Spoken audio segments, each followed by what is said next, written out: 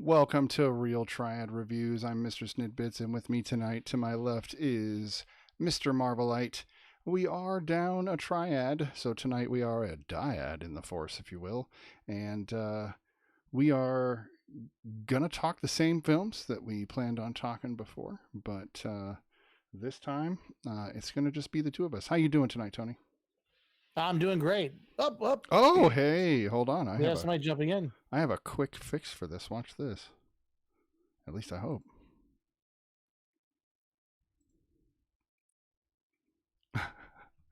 Not quite a quick fix, but I can make this very quick if everybody bears with us live. Here we go. Not... Hello. Hello, hello. Hey, it's good to have you. I was on mute. Sorry about that. How are you? I'm good. How are you?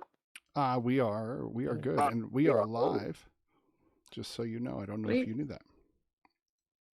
Just letting you know. And I'm trying to fix this as we go, so bear with me. This is wild. Boom. So we're going to talk some movies. You guys want to talk about the movies we're going to talk about tonight? Yeah, well, you play around with the screen. That's not a problem. Oh, that's not what I meant.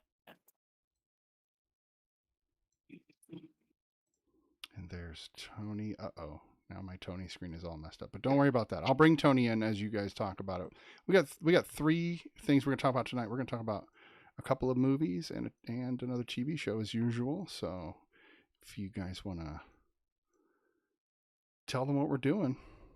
Hey, Muncie. Yeah, so we'll be talking tonight about three things. We'll be talking about Loki episode 5. So if you haven't watched it, when we get to that point, we will give a spoiler alert. But please be advised, it can ruin your day if you have not watched the episode yet, because there's so much to cover. We will also be talking about Black Widow, which came out on Thursday night, Friday, depending on whether you went to the theater or watched it on Disney Premiere. Hey, let's see here. Hey, Muncie. Hey, Cowgirl. Good to see you both on. We'll also be talking about the Mitchells versus the Machines, which was actually originally titled Connected with Sony Pictures, but during the pandemic, they sold it to Netflix, and that's how we ended up getting it. So those will be our three topics of conversation tonight. I didn't know that. That's interesting. I actually preferred the name Connected, but, you know. It makes a little more sense, right? I mean, at least it seems like it does. Yes. I will get Tony in frame here. It'll happen. So bear with us. I'm literally creeping in on Lala here. So, everybody get a chance to watch everything, because I'm really ready to talk about Black Widow. I don't know about you guys, so. I'm not up to date on anything, so I'm just here to partake. Oh, we don't want to ruin it for you, though. I did. What do you mean? Oh, okay. I was like, what is going on? That's weird. My stomach did drop for a second. So you got me. You got me. That's for sure. All right. Hey, look at this. Tony's almost in. I'm creeping over. All right. Lala, you're gonna get a little squished. Just how it goes tonight. I feel a little tightened, so it's fine. I'm a little claustrophobic too. Just call me Storm. Yeah. We gotta stop manspreading on her. Oh, that's terrible, but still kind of true. Anyway, so that is what's happening. Did I do the poster wall? I don't think I did. You did not. I also don't think I updated it, because I'm a total dork, and I'm not going to do that live. Well, we at least talked about it. That's good. That is good. So let's keep moving. All right. So Black Widow. Let's go right into this. I think this is going to be fun. Definitely kind of weirdly out of place in the MCU world. It felt like it should have come sooner. Everybody believes that feels the same, especially when you get into some of the spoiler territory towards the end credit scene. But that being said, hey, how's it going? Razarak is from TikTok. Razarak, if you don't follow Black Girl Marvel and Mr. Marvelite, you got to go over and follow them on TikTok right now. And that's true for anybody else who doesn't already partake in the TikToks. And if you don't, why don't you? Anyway, the movie for me, we'll just go right into it. I was so excited to see it, and I was, Captain, how you doing? The movie for me was definitely worth the wait. There was a lot of really great moments and scenes, and I really did enjoy it overall. And my rating will be pretty decent.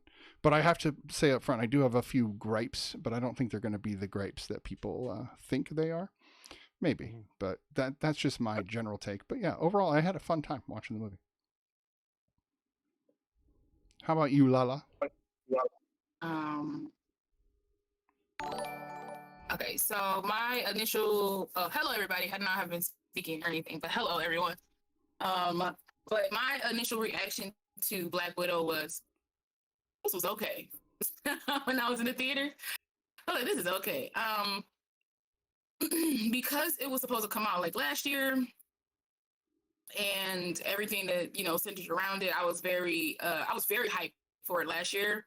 And then with all the pushbacks and the false starts and the all that type of stuff, I was like, you know what I'm going to do? I'm going to lower my expectations of this film just a little bit, just a tidbit, so that I can go in fresh, like I would have when it like originally came out. Mm-hmm. I enjoyed what they did because it took place within a time frame that some people had like theories about, because everybody just assumed that like her and Cap was just doing it to each other that whole time. A lot of people did assume that. A lot of people assume that. So they took a concept of, it's not an origin story, but it kind of is an origin story with a continuation. Like they had a lot on their plates for this film, I feel like, and I feel like for what they had, some things could have been executed better, but for me, it was a solid film because in a way, it's kind of an origin story for Yelena. Because if you've seen the film, you know that we're going to eventually, she's coming back.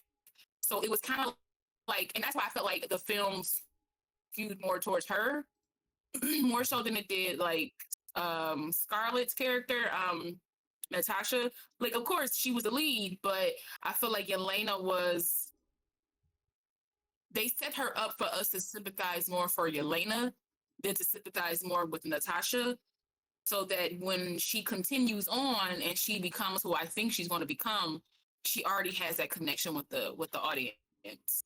So I thought it was funny. It had very funny bits in it.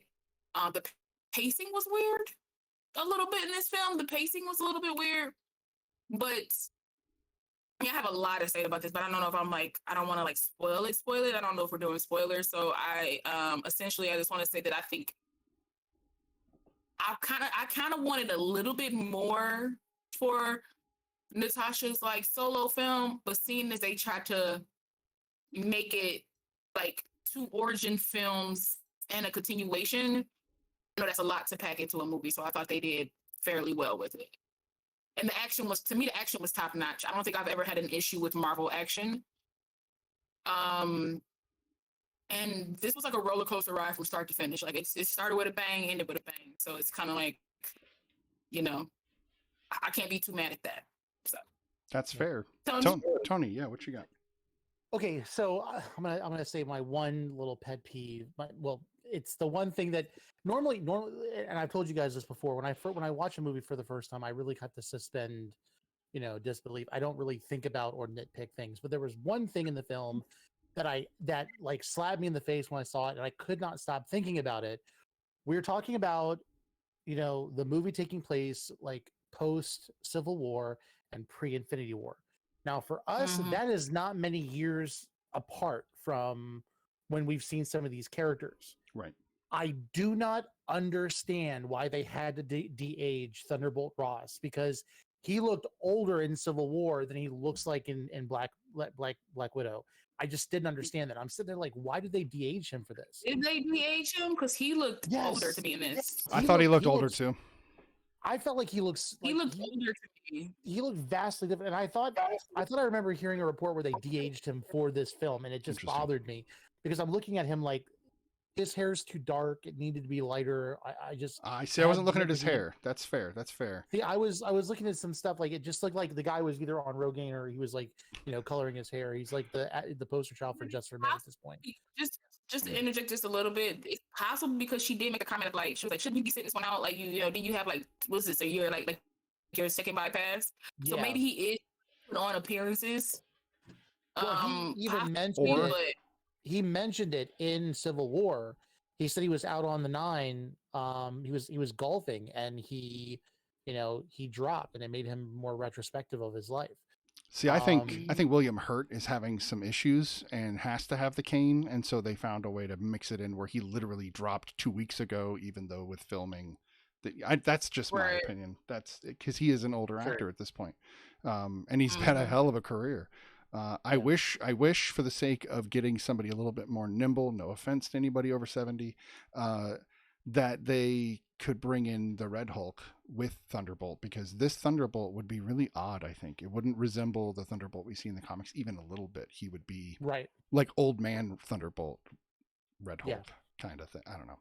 So with that said, anyway. Like with my perception of the film, first of all, I mentioned this on I think it was like All Things Movies or whatever on his TikTok, because he was talking about the introduction with the varied version of Smells Like Teen Spirit and the way they did the montage with the opening credits. It completely went against the normal Marvel recipe, and it was fantastic because, one, it was extremely unsettling, and two, it told a story in itself, and it covered a lot of ground that they didn't want to overwhelm the film with, but that montage did enough to kind of give the idea of selecting the children and separating them and desensitizing them and training them in a way that was like, okay, so now we see the Red Room, now let's get into the story. But it did, and I kind of agree, with Lala, it wasn't really setting up anything more with Scarlett Johansson. It was definitely more on the Elena Black Widow, and I think the whole idea of Black Widow wasn't necessarily talking about our Black Widow. It was more of the name of Black Widow, because there were many Black Widows, and I think we're going to see Elena, and this is what the comics did. There have been multiple Captain Americas. There have been multiple people under the cowl of Iron Man. Right. There have been multiple people that have done different things, and unfortunately, we have in the comics we have multiple Hulks now, like with Amadeus Cho and the immortal Hulk or whatever. I love it. But ultimately, Yelena is probably going to be the next Black Widow. I will say. Now that would be a twist ending, dude. That'd be a twist ending. All of a sudden, she takes the cowl off, blonde hair falls out. People be like, "What?" People lose their crap. Yeah, she pulls her lips down and she's got the glyphs on her lip. Love it. But I really think that the name Black Widow was not necessarily about Natasha Romanoff. It was about the name of Black Widow and what it represented. And she enabled an army of Black Widows now that we're probably going to see in the future of Phase 4. So, I hope so. So we do have the spoiler alert sign, so those that have decided to come watch can mute us and just watch us, pantomime at the camera. So if we want to move now into some spoilers, because we're going to talk about this movie in depth, because none of us have talked about it before the show tonight, which was interesting, because normally we do a little bit. We usually kind of go, what do you think? And we get a little feel, but we're literally coming in cold. This is weird. So I'll go with my nitpick moment, the part that bothers me the most. And that is the last 20 minutes or so of the film. And it's not anything to do with Black Widow and her one-on-one with the big bad. It's more the after action once the place is, I'll throw that spoiler alert thing up now. Okay, here we go. So it's the after action when they start falling through the sky, jumping off of crap that's falling through the sky and riding on it. Now, if it were Iron Man, if it were Captain America, if it were any super soldier type character or anybody with superpowers or super equipment, I could maybe buy that, but the two characters are both technically human and just well trained, and that became I kept having to say to myself, she's an Avenger, not because it's a her, because if it were Hawkeye, I would have the same problem. I literally it was stretching it for me, but that's literally my biggest gripe about the whole film. Other than that, I really enjoyed it. So yeah, well, her good. That didn't bother me. No, I'm just saying that didn't bother me, because I feel like the way that they did it, I mean, anybody can free fall, right? And then if you have the training, just any type of train, I feel like any type of training, you can free fall and do a lot. Like people free fall when they skydive and do twists and turns, and they didn't necessarily train for that, but it's like a possibility. And I feel like if your life is on the line, like I don't know, that didn't bother me because it was done in a very human element. I would say if we're doing things that kind of bother me, but it kind of didn't, but it kind of did, was her falling off the building and then landing on her feet. That part was like, I was like, that to me is kind of out of the realm of possibility. I understand that they started the film off with like, you know, pain makes you stronger and everything, and I was like, that's cute, but she is not enhanced. Like she is like, I wouldn't even call her peak human condition. I would say she's slightly below peak. You know what I mean? Because peak is essentially cap. You know, so I would say she's slightly below peak. Like she's way more than an average human, but she fell in ways that she should not have landed on her feet and just grabbed her rib. I mean, if she would have landed on the ground on her side and took a minute to get up, but she landed like superhero landing. Like there's no way that should have happened. But I was like, I'm gonna eat it because I've seen weirder stuff. So it's, you know, but that was like one thing where I was like, eh. That's fair. Okay. Well, Tony? what I thought was interesting with that is what they kind of touched on it like very like quietly in the film, where Natasha was not an abandoned child. She had a genetic disposition that made the Red Room want her. And, you know, whether I don't think it was just pliability mentally for them to desensitize her. I think that she had some type of physical anomaly that made her more suited for the rigors of being a Black Widow. And because it says that they actually paid her mother very well, um, or they paid very well for her, but then her I feel like mother they wanted paid her the back. father probably. I feel like they So really paid the father. so I think what they did was Like, that if they had the genetic markers to know that she would be, you know, in top physical ability, and then, you know, they just enhance on that. Maybe she's not a super soldier, but she's more, you know, inclined and more fit to do certain things. My biggest problem with that whole scene was when she jumped off of the flying palace and she started going at full speed for Yelena with the parachute. The impact of her like running into and grabbing Yelena in the air the way she did should have decapitated Yelena. Like it should have killed her. Like you hear about people that are in the sky and they're skydiving and a person impacts onto another person, that you're gonna have broken bones, you know, broken necks, or you know, stuff like that. That bothered me. Like, because it's like you killed your sister basically. Everything That's the else in over that part top. was fine. Yeah, everything, that's all that over the top action. I think we kind of keep touching on in a lot of these films, which is fine. And I know a lot of people don't mind it, and it is a roller coaster movie aspect. Like you've got to let that go and roll with it, if you will. And I think a lot of the yeah, complaints I've heard about this particular film is that it's too mellow, and then people are expecting like an end game, and I'm just like, you're not gonna get that. This is more action packed and exciting than all the shows we've gotten so far, because it's supposed to be. It's amped up, it's the theater.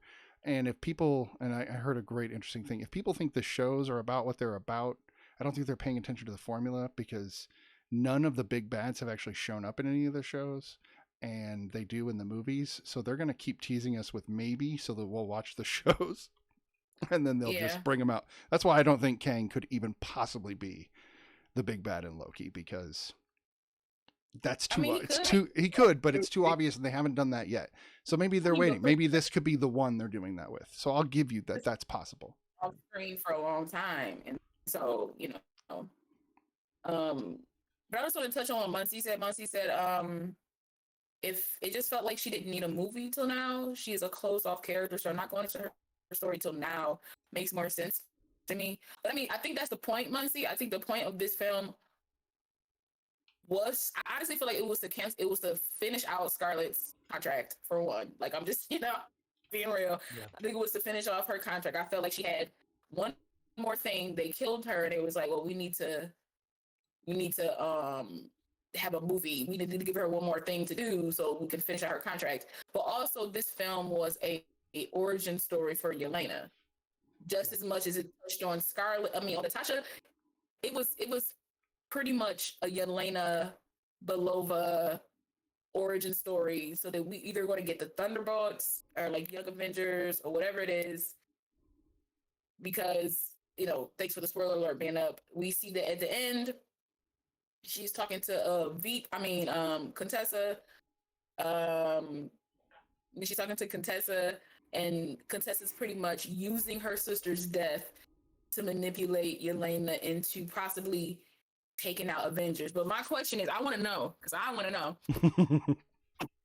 because we see that at the tombstone, there's like, people have put like pictures and stuff like that. I'm assuming it's like people that she saved, because there were pictures of people we don't even know who they are. I mean, and I doubt Natasha had like besties like that we'd never seen. You know what I mean? Like she essentially said she only had 2 families. So we met one in this movie we'd never seen before. But how many? Like he's like somebody that he's a means to an end for the most part. Like I don't think she has like extracurricular people that she's hanging out with outside of like her means to an end. Essentially, is what I'm saying. So, we see that she like it's a built up shrine essentially for her. I want to know how long in between her death and Endgame, and where we see Yelena at her tombstone, did the Contessa come and find her and essentially recruit her? Because if you think about it, of Yelena, like Cindy said, like Yelena is pretty much like the head Black Widow. If not, Melina is like second in charge, or ahead of her, just because she's like the scientist part of it. So I'm curious to know, because she said I have your next target. So who are the other targets? Are they part of the Avengers? Or is there people that could be helping them? Because now she has her going after Hawkeye, which I think is interesting. And of course, it plays into you have to watch, like Smitty said, you have to watch the Hawkeye series. If you plan on not watching it, like now you have to watch it, because this ties directly into it, which means Yelena is 9 times out of 10 going to be in the Hawkeye series. So you have to see that, so you can see how all that trickles down. So like that part of the movie, I was very excited for, because it was like, ooh, more, right? It just didn't like end at a point where you were like, oh, okay, I guess that's all right. Marvel's done for a minute. It's like, okay, there's more to come. Like it gives you something like more to look for. And plus, I already have a theory that this is going to be history repeating itself, and that she's going to go after Hawkeye. Hawkeye's going to be like, my name's Clint, because that's all she told her in the movie was that her and Clint. She never said Clint was Hawkeye. She never said what Clint does. That's a good point. Like even I don't think the world even knows his name is Clint, because remember, all his information got wiped. Like Fury made sure that he wasn't on the books anywhere. So once she finds out that his name is Clint, she's going to put pieces together, because throughout the film she keeps talking about Clint, how they hid places, how he, they bunker down together. So she knows, like Yelena knows, that there's a connection between her and Clint, and then Clint's going to do for her what he did for Natasha and bring her into the Avengers. So, and plus Yelena's like younger, and she's like way more hot-headed, and she needs a better guy than the Contessa. So I want to hear what Marvelite's about to say, because I know he's got something to say, but I want to just say, I think Yelena stole the show. I think that actress is fantastic. Oh, yes. She was what I was totally hooked on the entire film, from when they show her as a kid all the way through. So fantastic character, fantastic to watch. Marvelite, go for it. That's her movie. It was just as much her movie as it was Natasha's. Agreed. So. Yeah. I definitely felt like this was like grooming her for the role. What I liked about Yelena specifically was the fact that she was kind of like commenting on the tropes that Natasha was doing, like her little superhero like stance with the hair flipping back. Ugh, And then she disgusting. Did it, yeah, that's not me. Yeah, I love that about her. But I really feel like Contessa is kind of like the evil Nick Fury right now for Phase 4. We're gonna get either a Dark Avengers group, or we're gonna get Thunderbolts. We're getting something that is being manipulated and lied to with and again, Black Widow was supposed to come out before Falcon and Winter Soldier. We were supposed to see Contessa in this end credit scene before we saw her with John Walker at the end of Falcon and Winter Soldier. Right. So understanding that, she would have been the first recruit. And the thing is, we already know she's already worked with Contessa because she basically said, "Why are you, doing my day off?" And so they were very chummy. And so we don't know the history of what she's been doing with Contessa up to this point. And I That's a really fair keep point. wanting to just call Contessa Madam Hydra because that's how I feel like it just is. Well, wait. She also feels like she might be like the MCU's embodiment of Maria Hill. I know we have Maria Hill, but Maria Hill isn't as great as she is in the MCU. She is sketchy as hell. She is just like Contessa in all those same ways. And this is the same thing I feel about everybody's still. And this is a little bit of Loki, but it's kind of hard not to talk about these things together. Sylvie is Enchantress. She doesn't talk about her brother because she doesn't have one. She doesn't talk about all the things that she knows because in her reality, her family was in charge of Asgard, not Loki's. And so they have a similar background with like Asgard, but I'm still thinking she's Enchantress and people are totally thrown off by that. That's just my opinion, but I think they like to do this where they make you think it's another character or they combine characters. That's Contessa's kind of like that is all I'm saying. Yeah, and Muncie, I don't believe that. Just to mention, because he said, she could possibly kill Clinton. Hawkeye's daughter takes over. I feel like because we've already seen, scenes from, or we've seen like, pictures from Hawkeye. We are going to get Kate Bishop, and Kate Bishop is the one who picks up the mantle of Hawkeye. So we will probably, if anybody takes over. I know that in Endgame we saw him training his daughter, but I do not believe that. His daughter's really going to jump into it until maybe later with like a Young Avengers group. But we may not see her. I don't think he was grooming her for the superhero life. I think more so we're going to see, Kate Bishop pick up that mantle. I also don't know if we're going to see him killed. So we know that he's the target. But honestly, Marvel could do anything that they want, and we know that. So you just have to kind of like not hope for the worst and just expect the worst, but don't say it out loud or else it becomes real. Thank you for the follow, by the way. We've got Zero Chaos that just showed up and followed, and Joker just showed up as well. Good timing, Joker. Welcome to the Real Triad Reviews. Well, we know his daughter isn't taking over. Kate's taking over. I don't think they're going with the daughter bit for taking over his spot. Right. I think they're going with the Kate Bishop bit, which I mean, I know Kate Bishop's like, I know that's comic accurate, but so is his daughter too. But I would have preferred his daughter, like, because you set up such a connection between him and her that it would have just been dope to see him in the series pass that training on to his daughter. But that's just a little thought. I think what we'll know. Think he would have trained her. I think there'll be some exposition saying that he trained her post blip before we see her, because there'll have already now been a couple of years with these other films, because the films take place as the years go on, and Black Widow, of course, is it's you know what it is? It's a middle retcon it's a living retcon. It's weird. It's not a prequel but it is if you're from Endgame perspective. Like, it's weird. We should just stop calling it Black Widow and just call it the Sisterhood of the Traveling Vest. Yes, we should.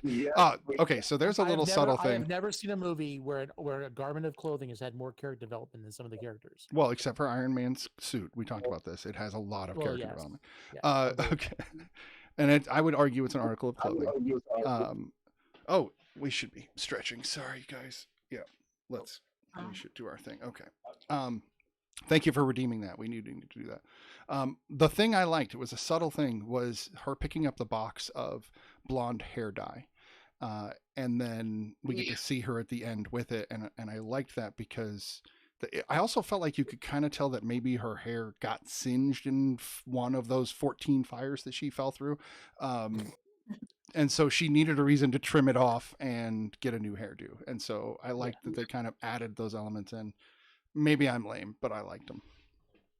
Okay, can I say one thing? It would be good if they didn't add that stuff in. You have to connect the dots in some way. True. There's another thing that bothered me about this film, and it's the ending where she goes off to help break some people out of jail. Why did she need a Quinjet? If she was going to get with Steve to go break them out of jail, why do they need a Quinjet? Because Steve already had one. Because they took the Quinjet and went to Wakanda, and Steve's going to meet her up. Why would she need another Quinjet? We only know of the one Quinjet with them. And it bothered me that there was a second one. Like, oh, she needed that Quinjet to go. Why didn't Steve just show up and to pick her up? Like, it bothered me. But Like, my thing is, where was he this whole movie though? Like that's like, you know what I mean? So it's like, where was he this whole movie? If he knew where she was, if he knew that she was in trouble, he would have like come to try to help her. So I felt like she needed her own way, essentially. So, well, this is the problem with Marvel movies. There is no perception of of like traveling time. We see them leave Germany and go to Siberia, and then Tony goes to the raft in the middle of the ocean, and then right from the raft in the middle of the ocean, he flies all the way to Siberia, and then Steve goes from Siberia to Africa, through Wakanda, and drops off Bucky, and then throughout the process of all of this going on, because we know that after Germany, Tony is told to, or Tony tells Natasha to get out of the way, and this is taking place right after that, where she gets with her contact and goes to the trailer in Norway. So I mean, you could possibly say that this whole movie like fits into what, a 2-day time period, which would basically be the 2-day time period it took for the end of Civil War to take place. Because I mean, it's like, and then of course, at the same time that this is all taking place, Tony is dropping Peter back at Queens, and we have the start of Homecoming. I mean, it's just so wonky how because like, wait, don't forget that Homecoming takes place 8 years, or like, yeah, it's like 8 years later. It has a total wacky timeline because it has that opening spot that's wrong because it takes place during the blip. Yeah, and it's like the whole it's like the thing that bothered me about Age of Ultron, when they find that Ultron made a vibranium body for himself. They're in the lab, and then all of a sudden Steve is jumping onto the back of the truck. I mean, it's like within no time. There is no like with these movies, there is no like understanding of the reality of how long it takes to get somewhere, and so it kind of messes with when you think of the time frame of all this stuff. That's true. But I am looking forward to get a handful more so we can do a full in chronological order viewing, because I feel like this would fit nicely right in there between Civil War and Doctor Strange. Yeah, or right in this that. Is Marvel. Yeah. Marvel's. I said this to my friend because he came with me, my mom, to the theater to see it, and I was like, "This is Marvel's Rogue One. this is Marvel's Rogue One." So, so they was like, they saw Rogue One and was like, "We do so like that," and then they created this movie. So, I like that. But yeah. So we got to talk about another thing that's very controversial with this film among fans. And there's always one, right? There's got to be something controversial in each of these films. Hold on a second. It was Homecoming.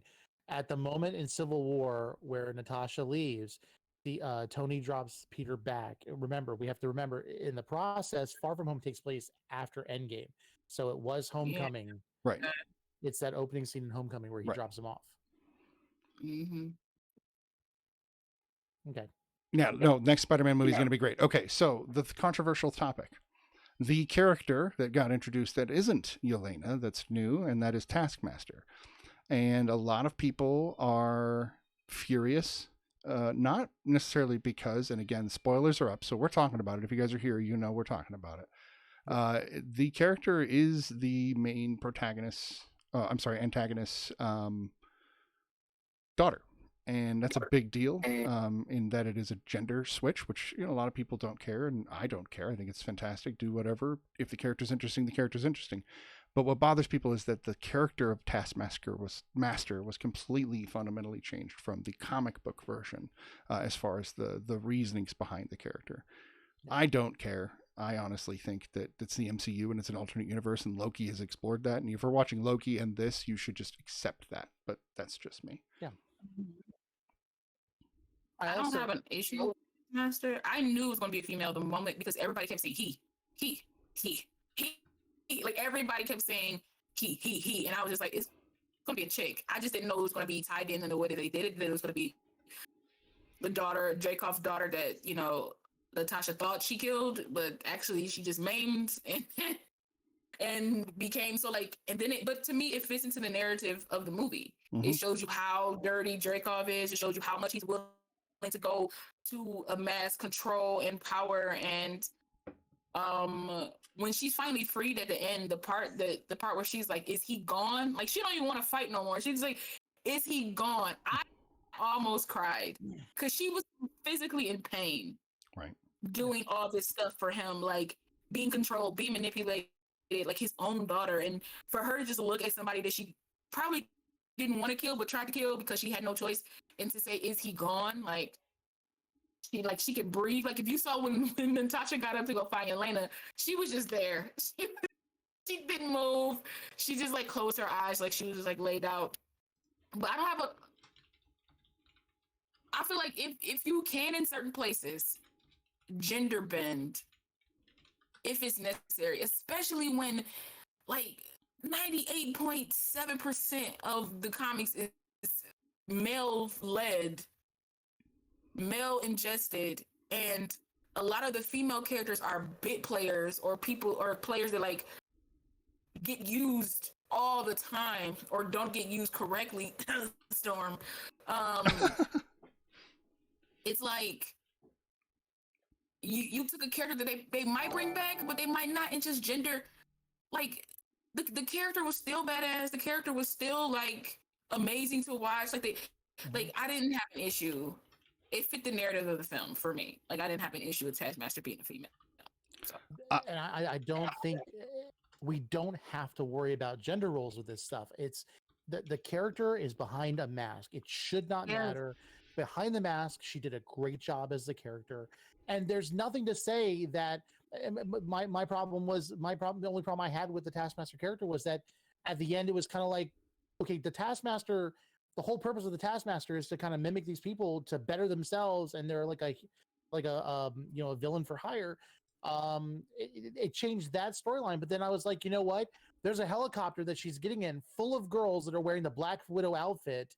Who's to say that there's not going to be another Taskmaster? Because I promise you, Draco did not stop the technology with her daughter. He perfected it with her. And I bet you there's another individual out there that has the abilities, that is no longer under Draco's concern, and is going to go do it himself, and it could be a guy, and it doesn't matter if it is or not. 100%. As long as we see Taskmaster in the future, I don't care. Just get a better mask. That's my only problem. I 100% agree. I don't think it should matter. And going off what Lala said, not only are there less female characters in general, and not only are they bit characters, but even then there's sometimes just pure femme fatale characters that are just throwaways for boys in their 12-year-old comic books, which, there's, whatever, that may still have its place, as we all decide it does, but it doesn't need to be all that. And I'm glad to see better representation across the board for everybody. And an all-female, like, driven film. The director was female. The leads were all female. The guy that got to play the antagonist, I don't remember the actor's name, but he is good. You want to hate him almost right away. Is his name Ray Winston? Ray Winston, I believe. I think that sounds right. And then the character of David Harbour, the character David Harbour plays. Red Guardian. Red Guardian was a really hard character for me because I wanted to kill him probably within minutes of the things he was doing. It was really dark and awful. And of course, there's a big twist, with all of that you don't see coming. I didn't see coming, honestly. I thought they were going a very specific way. And then it starts to unravel, and I started to go, okay, well, it's less important, but I still hate him for it. And then at the end, I still hated him for it. I still hated him. And for whatever reason, they're like, no, he's family now. And I'm like, really? Like, really evil Zangief is family? Like, I don't know. That bothered me. Evil. That is hilarious. That is downright hilarious. I mean, for me, I feel okay. I haven't seen David Harbour in like Stranger Things, so that aside, I feel like anytime they want a big white man that punches people but also does it funny, they get David Harbour. And so, for me, I wanted his character just to have a little bit more groundedness. Like he was so like I'm not expecting him to be a father because come on, stop it, right? Like I'm not expecting that, but I wanted him to be more like I don't know, aware and maybe smart. Like everything he did sounded stupid to me, right? Every time he opened his mouth, and I'm not sure if they were trying to make it. I know they were trying to make him comedic relief, but I feel like you had one too many comedians because not only was he trying to be funny, but then Yelena was funny, and then like Melina had some funny. So it was just like, okay, who? Usually you have one person that's designated as like the levity of the group. Not everybody is like super serious, but you have one person that's like, like the silly one. And for me, Yelena was that because she's the youngest. So like she was the one like that had barbs and jabs and things like that. For me, he was just too loose. I don't know if that's the term, but I'm gonna use it. Like he was just too loose for me. Like it was just like everything for me felt like a joke that came out of his mouth. Everything felt like a joke. And it was like we're in serious situations right now and you're joking. Like, okay, just Yeah, but die. I mean, yeah, no, okay. So Zero Chaos has a good point, and I kind of might agree with this. That the joke side of him, like if you were to pull him away from the girls and just make him Red Guardian and let me follow him around, I would have had zero problem with this character. I loved him in the prison. I loved that he went up against the Great Bear, if you will, Ursa Major, who is a character from the first mutant, right that's being referenced in the MCU. Yep, absolutely. And of course, they're in Russia, so that very well, could be tying to Alpha Flight and all sorts of stuff that people are speculating about, which would be the Canadian Avengers, which I can't wait for. That's going to be amazing, and that would be a great way to get Wolverine. Yelena called him the Crimson Dynamo at one point, right? Which is another character from the same teams. So, cool. So very exciting stuff. But him showing that he was a super soldier. I'm just going to jack that up. Was fantastic. And I loved that he was out of shape, that he had the gut, because that made me feel good. Like, oh, super soldiers can have guts. That's good. And then he couldn't quite get it done. And I liked that as well. So there were a lot of plucky things about the character that I think drove me to like him. But as soon as I kept remembering what he did to these two innocent girls that did not deserve, I'm sorry, one twice and one once. He did he was at least an accomplice, knowing it happened and let it happen. So I don't know. I like David Harbour a lot. I wouldn't mind David Harbour coming back for like a Red Guardian film or some type of something, because I wouldn't mind to know more about it. Did he actually fight Captain America? Or is he making it up because he feels that he could be the Russian Captain America and he felt slighted? Because when the guy was like, what year was this? And he told him, he was like, Cap was frozen during this time and he like broke his wrist. So my thoughts is the timeline mess up in your head, or did you not fight the Captain America in which we think you fought? Right? Like, who did you fight? Like, part of me is like, are you getting him confused with like Isaiah Bradley? Like, did you fight him? Like who? Because essentially he was Captain America, but like not Captain America, but he's using the term Captain America. So like I just want to know who he fought. Or he fought a time traveling Captain America. Or he fought Bucky and couldn't tell the difference because he's kind of dense. Exactly. So like I was just curious. He fought Isaiah, our soldier that saved all of the black soldiers that were under the trials, that were under occupation. And, I literally just said that. Yeah, I'm like, Lala said that just a second ago. Yeah. Yeah. I mean, and it would make sense because, in the comic books, the reason why he was arrested was not because he went and saved his comrades. It was because he dressed up like Captain America when he did it. Mm-hmm. So I'm curious. I want to know who he actually fought, because that part of the story, I was like, that's interesting. And then when he's talking to Natasha, he's like, so has he talked about me? And it's like, nah, bruh. Like Cap had to say 2 words about you, so it makes me think it's the wrong Cap that he fought. I think it'd be neat to see Red Guardian encounter the Incredible Hulk, just to get his ass humbled for a moment. I don't know. That's just me. I think it'd be funny. I feel like Taskmaster humbled him, because for me, I would say one issue is that fight wasn't long enough. also it didn't even really show. It to me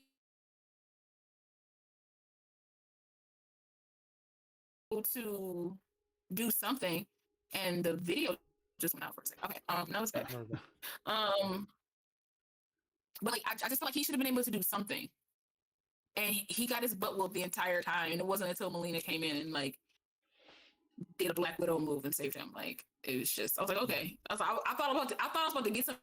It felt like Infinity War, Thanos, Hulk, and I got excited, and then I got let down because nothing happened. Can we talk about the fact that oh crap, did I lose it? I was so distracted by all the video stuff that's going. Anyway, yeah, no, I lost. Oh, there it is. I found it. The shield. Do we need another shield, and do we need them to pick it up exactly the same way again? I'm kind of getting over the shield thing. Everybody's got one. They all pick it up the same way, and they all use it the same way. And well, you can't mess perfection, right? So that was a stretch for me. I was like, could you get a landing, get a whip, get a I don't know, not a whip, okay, Indiana. Something. We got a Hawkeye movie. We're gonna have a Deadpool shield. Just be prepared. I hope so, because that would be great if they made fun of it. And he's gonna kick it and hit him in the face. I mean, for me, in the context of this film, it still makes sense because she's mimicking Captain America, so why wouldn't she have her own version of a shield? Yeah. But I do get it. It's getting old. It's like, alrighty, that's okay. What else? Is there any other? Because people have some swords. Or, some gauntlets would be nice. Yeah, there's very few swords. There's so few swords in the MCU. Let's get a boomerang. A boomerang would be cool. Sure did. And I like that Natasha was able to handle a sword. We don't see much from the way of like a bow staff and guns from her, so it was just nice to see. And we know that she's proficient in like maybe everything and a lot of weapons, so it was just nice to see her with something different. So agreed. But again, you got to remember, Taskmaster's skill set is, mimicking every single hero that she encounters or sees, or in the comic books, but it doesn't matter. Whatever Taskmaster sees, they mimic, and if the more they fight the hero, the more they get it. In fact, if you played and I love referencing the Spider-Man video game. One of the challenges is Taskmaster is constantly fighting Peter Parker for the sheer will of wanting to be able to best him at some point, and every time it gets better because he's observing. A loss for Taskmaster is not a true loss. It's it's data collecting, and that's learning. It's learning. I mean, it's very similar. It's very similar in Civil War where Tony was like, match his moves, and he got beat up just so the AI can match, Cap's moves, and then he was able to honestly be on par with Captain America. Yep. Because he was able to mimic his fighting style. So like it was kind of like they foreshadowed Taskmaster in a way, even in that film. So it was especially when Taskmaster reversed Black Widow's, the scissor flip thing and reversed it on her. It was like, oh crap, and I'm sitting there like patting my wife's shoulder like Taskmaster's learning. So yeah, I loved it. I wish we could have just seen more. I wish we could have seen more. But to Smitty's point, though, what is it about the shield? Because they didn't make her a hammer. You know what I mean? Like, I'm just saying. Or I mean, they could have given her. I don't know, man. There's so many weapons that exist. Why are they just knives, guns, shields? Like that's all the MCU has. But anyway, jail bad, but family forever, says Alt. And welcome back, Alt. We haven't seen you in a few weeks. Welcome, everybody. We haven't spoken to the chat too much. Me, specifically, I've been bad about it tonight. They've been great about it. But welcome. And we are actually about to wrap up the Black Widow here because we've kind of talked it through. I would say that it definitely has the Marvel style. It definitely has the cinematography you'd expect. It does not deviate from any of that. So if you're like one of those uber movie buffs, you're going to be like, yeah, the director of photography didn't have a very hard job. Like, yeah, no, their job was to make it look like the last movie. So that's kind of hard, I think. I And think the opening was a lot different from what we've seen in the past, which was a little bit refreshing. sure, I didn't like the rendition of my favorite rock out grunge song because I hear that song and I want to bang my head, and I heard this and I wanted to bang my head against a wall. Yeah, But but that's me. think about the whole crux of the film. So Kurt Cobain wrote that song with the intention of like trying to discuss about how people like a warning to the generation to not be apathetic. And literally the words that were changed in the song was about control and desensitization. I thought it was done well. Um, at first, I'm sitting there going, "Oh no, they rewrote. It smells like Teen Spirit," but what they did to it was perfect for what was intended. Fair. Whereas Kurt Cobain was like, let's not be desensitized, let's not be apathetic. That was specifically the message in the re-rendition. So Agreed with all of that. I don't disagree. So I say we move on to our double review, and for those of you that are new to the channel, we review our movies two ways. We do what we would review them now, and then of course what basically our teenage or 12-year-old self would rate them at the peak of your childhood movie watching time, basically. And I guess here I'll go first. So I give this movie about as solid a 7 as a solid 7 can be solid, and it's because of the few gripes that I had, but I still had a good time. And honestly, when they show the end credit scene, I did crack a tear. So when a movie can make me crack a tear, it's got to break a 7. That's just me.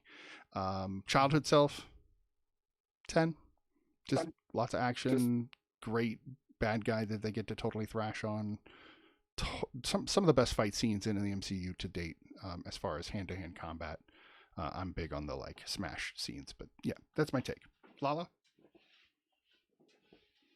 So 12-year-old me would probably give this like a 10 because she would be like, girls fighting stuff. Oh yeah. Like she would just be like through the roof and like super excited about this. And it was like actiony and a guy didn't need to save nobody. It was like women saving everybody and themselves. And so like it was fun.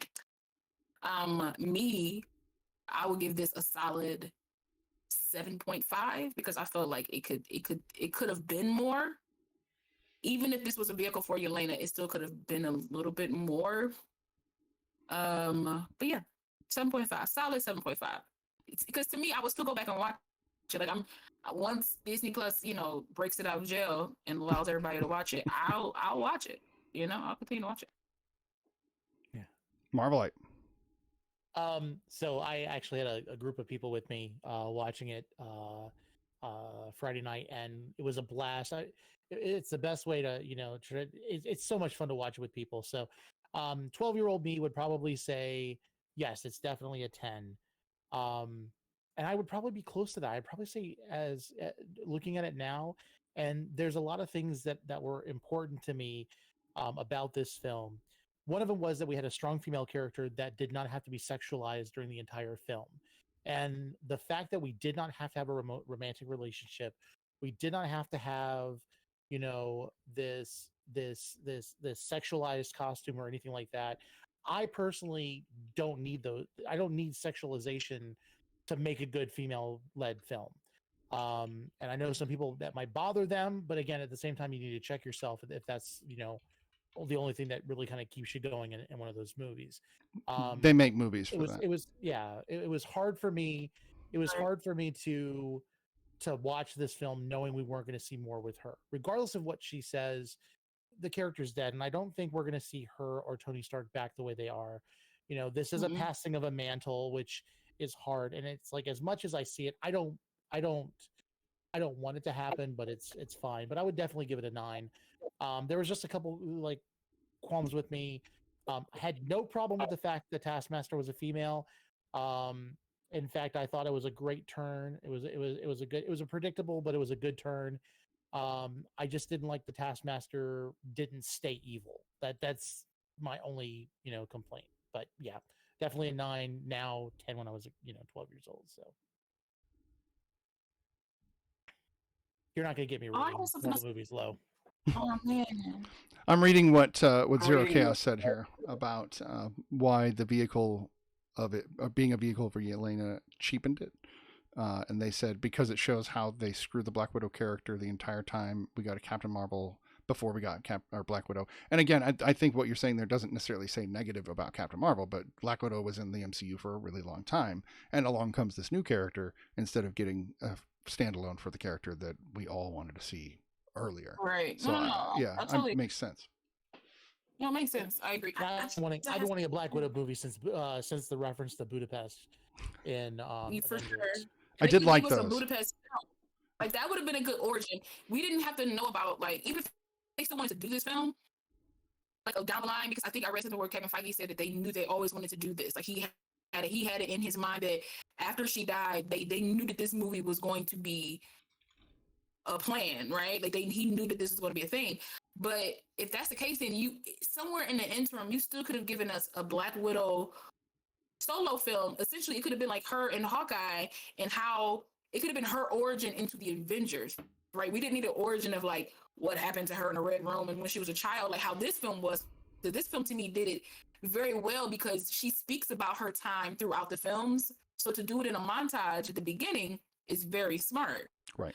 So, but they could have given us a solo film where it showed how savage she used to be to when she met Hawkeye and her indoctrination into the Avengers. That's to me that would have been a good like I guess not so much origin but origin, her origin into the Avengers, like that would have been a good film for me. But what I wanted to say was watching this film reminded me how much I enjoy Scarlett playing Natasha. Thanks, Jesse, for the 5 months.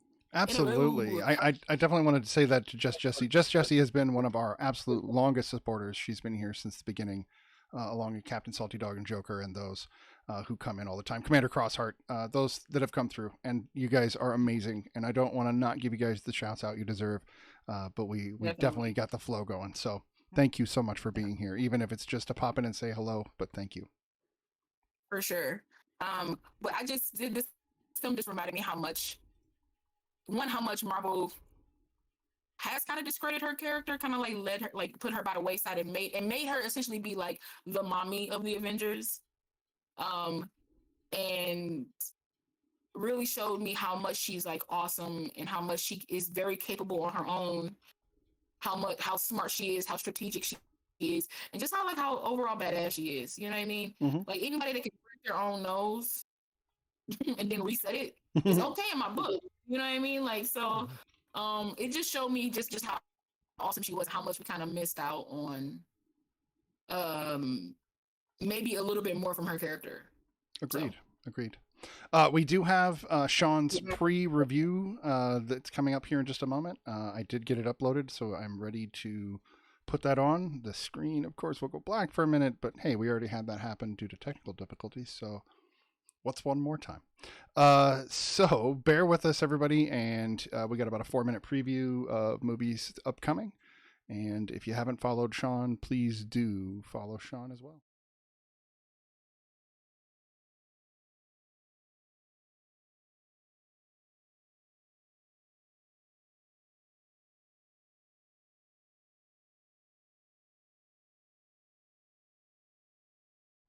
And that didn't work. So we're back.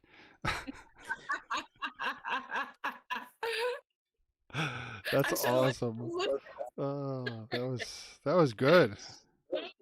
So good. That was awesome. Yeah, Time flies. That was a fast 4 minutes. That was not the way I intended that to go. Yeah, it's not done downloading, I guess. Okay, well, crap. I'll have to put it on at the end if it'll download. I'm kind of upset about that, but Sean put a lot of work into this, and so did I. Let me just try this while we're still talking. Okay. All right. It's downloading. We'll see what happens. We're going to move on to Loki, episode 5. This is the So second to last funny. episode. And all I can say right away, and I actually want to let Marvelite go nuts on this since wait, no, who picked the Machines movie? That was me. Okay, so we'll let you Yeah, go that was nuts on that. I'll let Lalo go nuts on this one since I started off with Black Widow. But I have to say just one thing because this song won't leave my head, and that's Alligator Loki. So, have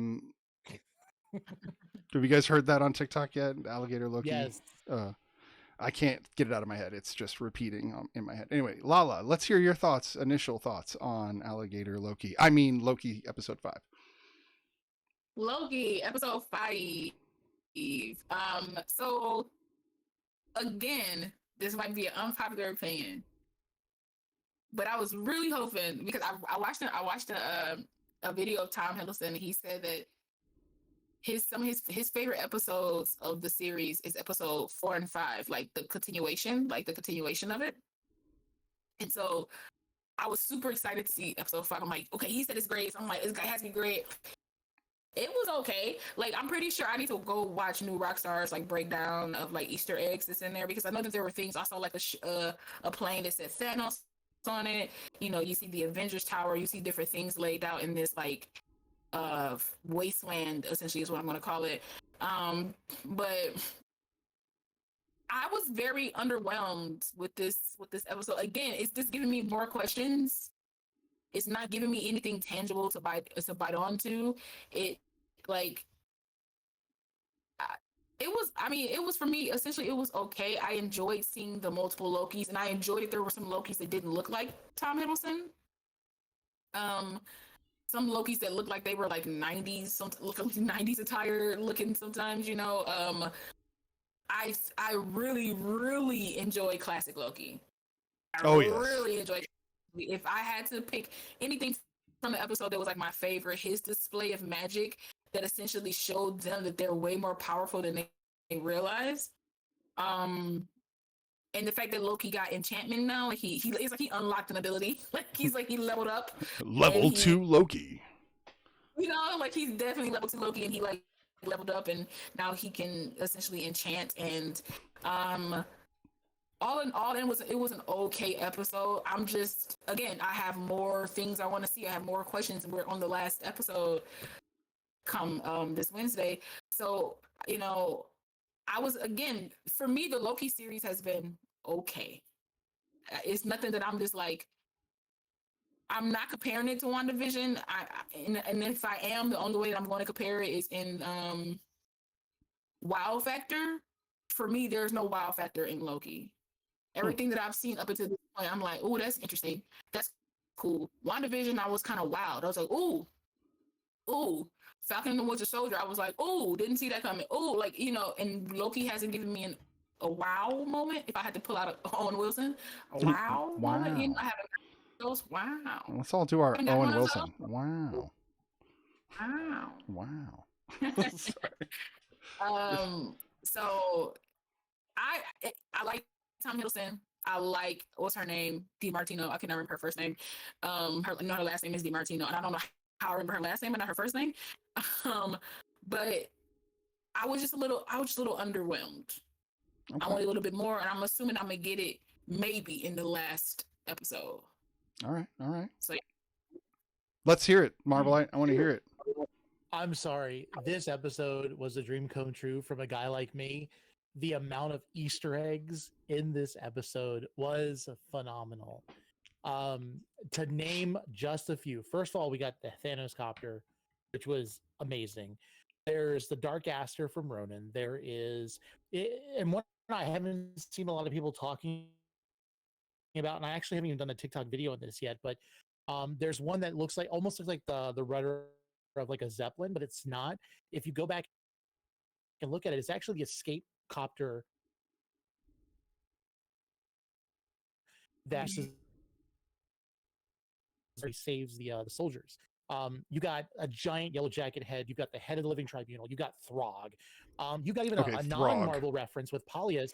The Polyus, the arcade machine that was in the in Kid Loki's lair. That's actually it's a fun history about that. It's believed that there is this arcade game that's been around that is used by the government to test people for certain aptitudes, and you can't find it. No one's ever been able to find one, but like they would show up in an arcade, arcade, and and then all of a sudden it would disappear as quickly as it was there. You've got Kid Loki drinking from a high C ecto cooler juice box. You've got, I mean, like it's like he's memorized them, right, Lala? I love it. Even the car that Mobius picks up Sylvie in is reminiscent to a Pizza Planet, even though it just says pizza. I was gonna say that. I so felt like that was the Pizza Planet car, even though it Yes. wasn't, but it was. It's like a it wasn't. variant of the Pizza Planet. Right, It's just there the it is. pizza. There it is. There was no planet. Wait. Okay, so yeah. I just imagine that in Ohio somewhere where the Toy Story world takes place, every so often Iron Man flies over and we just don't know it. That's just my thought. But it's just ridiculous. So and then also one of the things, if you look inside when you're watching the car scene, a lot of people have been talking about how this female Loki is actually Enchantress and not female Loki, which we know that they're kind of blending them all together at this point. But when you look at her the glaives on her arm, like the whatever, there's a circular pattern which was very much a reference to the comic books Enchantress. Nice. Which is kind of cool. So there's a lot of these little things, and I do believe, like, if you think about it, the episode as a whole was more of a slow burn, but they were basically trying to. The message I got from this episode was, you think that the storyline is the main character, but it's literally all of the stuff that we've ever hoped that's in the MCU that we've never gotten to see in the MCU that hasn't been there is because it's been trapped in this repository of trash that the TVA doesn't want us to have any part of.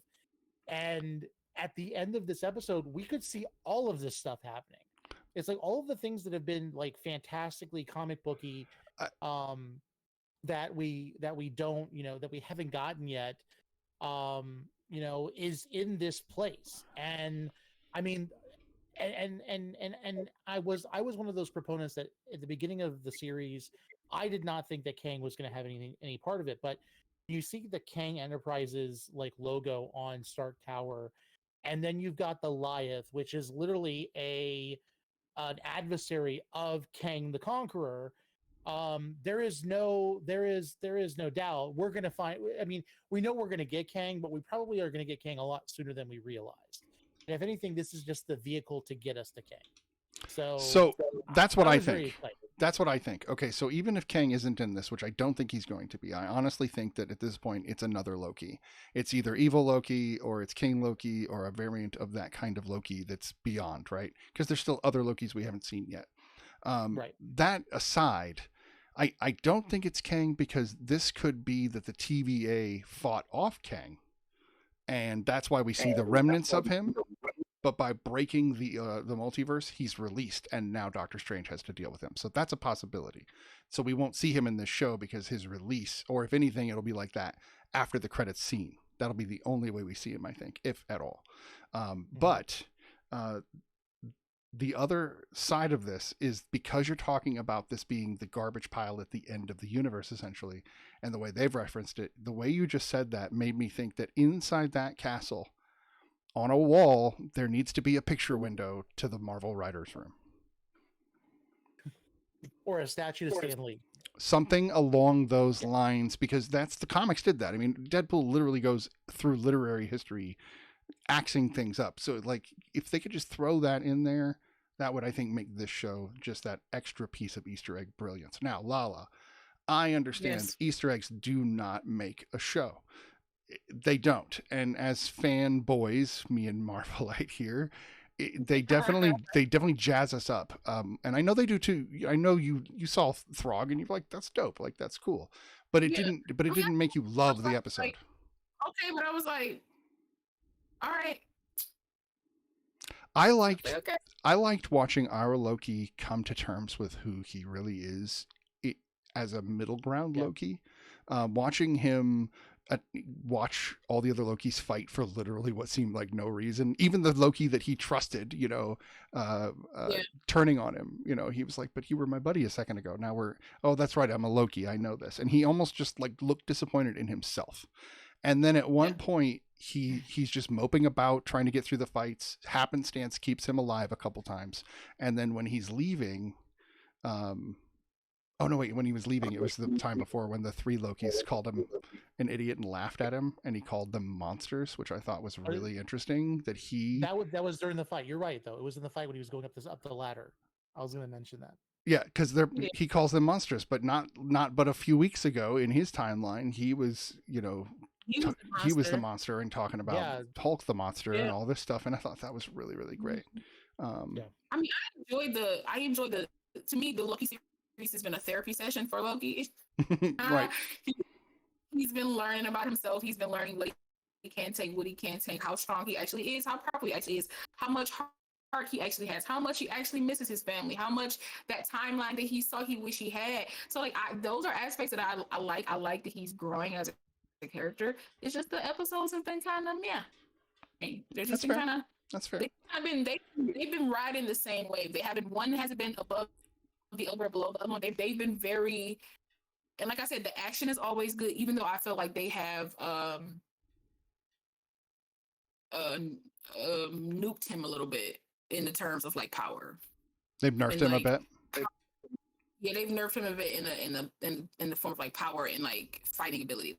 Like he's essentially a Prince of Asgard. Okay. I got it. It's like one of those, and I get it. Even in Thor, he wasn't like fisticuffy a lot, but he fought a lot in the last Avengers. We saw that he's good hand to hand for the most part. In this one, not so much. It's like somebody's always helping him or protecting him. He seemed very damsel-y. I think he's broken. He's been broken. He doesn't know how to deal with it anymore. I don't know. That's my guess. I want to address the comment that Alt just put about Throg not being able to lift the hammer. I'm sorry, but Throg could lift the hammer. He's worthy. Yeah. The weight of the hammer has nothing to do with being able to lift it. It's all about worthiness. So if an ant was literally worthy, or if Ant-Man was stuck in Ant-Man form and he was worthy, he could lift the hammer. Yeah, for sure. Exactly. Because they would have the power. So. He hung it on a hook in Dark World. Right. Like one that was being held up by nails, and we know that it stood. So, right. But I feel like that enchantment goes for human or like living things, because if that's the case, then the moment he puts it on the ground ain't worthy. It should just be going to the center of the earth, right? So I think it's more, so then it goes for more like the earth is. So that's the vision. That's the vision debate. Does Vision get to carry the hammer, or is he just a robot? Right, or is he an elevator? Exactly. Anyway, aside, my views on the story of this particular one, I swear whenever Loki and Sylvie are talking, I get really bored. And I don't know why. That's funny. I do. I just get bored, and I don't know why. It's maybe because she seems bored with him. It's a lot of pausing. It's a lot of because they're trying to show that Loki's like coming to terms with these emotions, and he doesn't know quite how to say it, and she's a bit withdrawn themselves. When you got two withdrawn people trying to talk to each other, they don't know how to talk. It's going to be a lot of silence. It's going to be very boring. It's a lot of stammering. That's why he got prone before he could actually tell her what he wanted to tell her, because he was taking so damn long. Oh, okay. So spit it out. Here's another Easter egg I heard on TikTok. I will not take credit, and I wish I knew who I saw this from, because I would just literally shout them out right now. But did you guys realize that the weapons that the TVA uses are giant erasers and pencils with an eraser?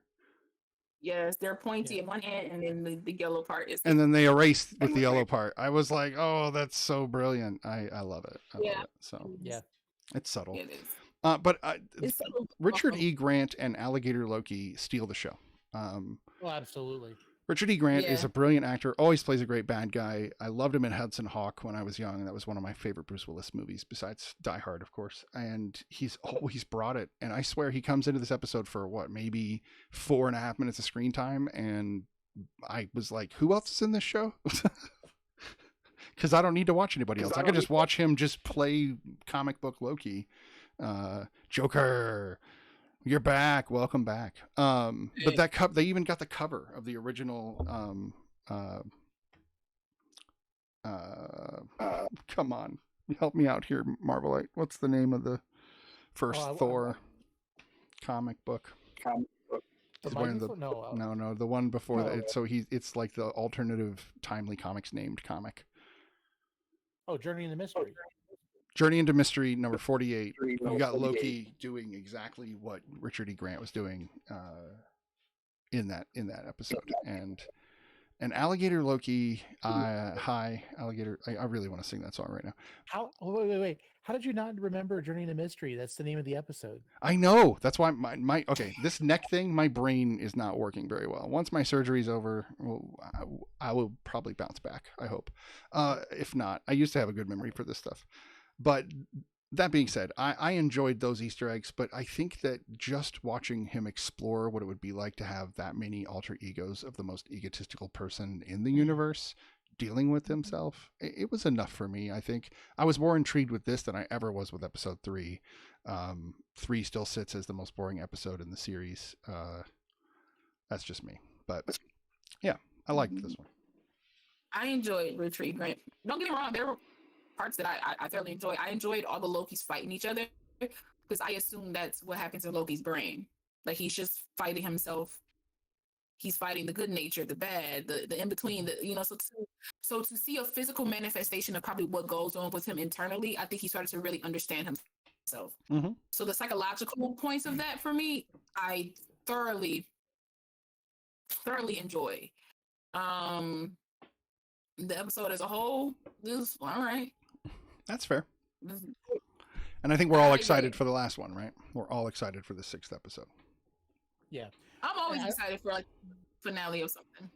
I loved how old Loki explained, or at least was Marvel Studios addressing the big fan theory that, Loki projected himself to Thanos, that he did that. Like that was, I love. Now the question is then, could he possibly be the Loki of the MCU timeline then? Because that's what we all think happened. Like that was a projection. He didn't really die, and he ended up just going off and hiding and, staying on a planet separately. But I love the fact that he just did that. Now the question then is and this is what's kind of boggling me.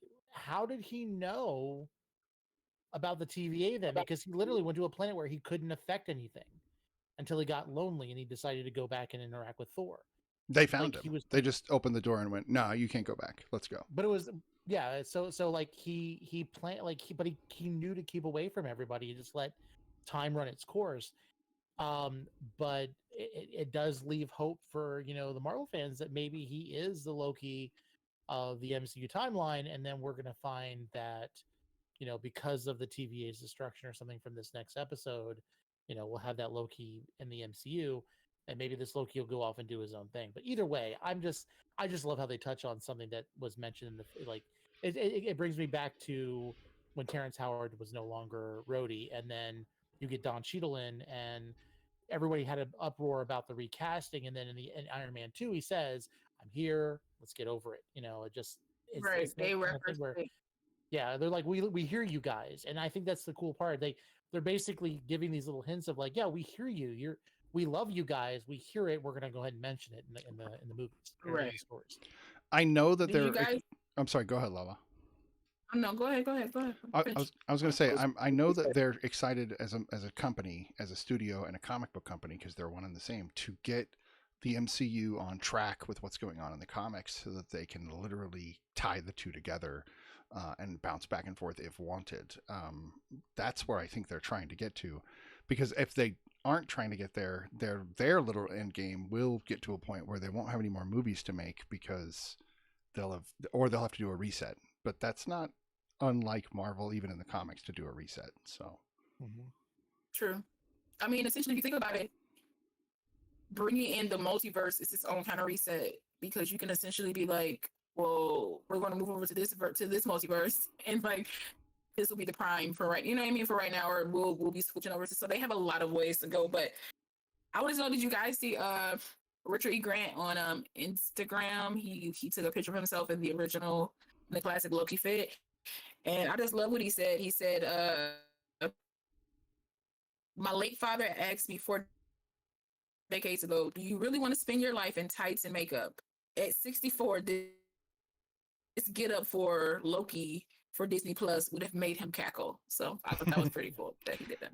And yet the world is revering him for such a role. Like, it's so crazy. It's just, you got to go with your passion, folks. I feel like that was just an inspirational, like an inspirational post to just be like, sometimes people might think what you want to do is crazy, but it pays off in the long run if you stick with it. So. I agree with that, and I think that you guys and I are showing that we are here to do the reviews people want to hear with the Real Triad reviews, and we're sticking with it. Maybe some they don't. So, yeah. Right. So I think unless Marvel, you have anything else you want to add, particularly about the episode, I know you have more Easter eggs you'd like to talk about, and I am all about it. So don't not talk about them if you got them. No, it's just kind of interesting. Like I'm pulling off the top of my head real quick. The only other thing was kind of interesting was the what was it, the ship that was brought in while the show was going, and that was I can't remember the name of the ship. I think it was the not the Eisenhower. It was I can't remember now. But it was a ship that was referenced. This is the historical ship. Oh yeah, the boat. It was part of the Philadelphia. The Philadelphia experience. That they actually, the Philadelphia experience. USS Eldridge. That's the one. Yes, the Eldridge, which they believe that the government was able to make go invisible, and it's like, yeah, the government didn't make it invisible; it just ended up in the in the timeline. It's the same thing as the was it the DB Cooper?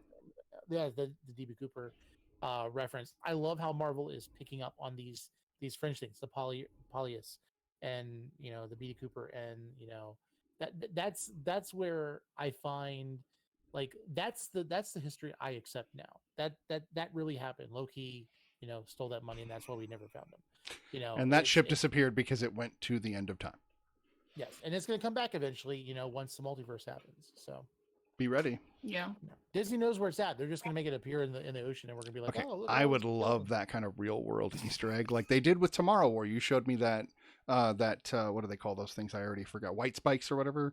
They had one in the truck running around Tokyo, which I thought was an interesting advertisement. So yeah, I hope they bring a ship back and just plop it wherever it was, just to mess people up. Yeah. Yeah. Well, I like this episode. I'm going to give it a solid 10. This is my favorite Loki episode so far. Wowza. Yeah. Same thing for me. It's Easter eggy. I love it. Easter eggy. I couldn't help it. It was I just sat, and it's the one episode that I have probably watched more than any of the others, and I've watched all of them multiple times, just trying to kind of pick up anything that I missed. Mm-hmm. And I know I've still missed other things, and I'm still going back for more. But it's just fun to kind of go in and look for all those things. So yeah, definitely 10 for me. Nice. How about you, Lala?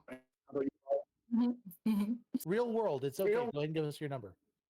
Okay. There are different things that I like about everything in the world, and when I look at cinema, there's different things that I like that a lot of people don't like. I like the psychological, the emotional of Loki. I think every episode, even if the episode is like straightforward, I like the growth in character. So I will give this a 7. I'll give this a 7. Nice. I like Not that. a bad number, I don't think. I'll give it a 7 because emotionally, this episode hits for me emotionally. So 7. All right.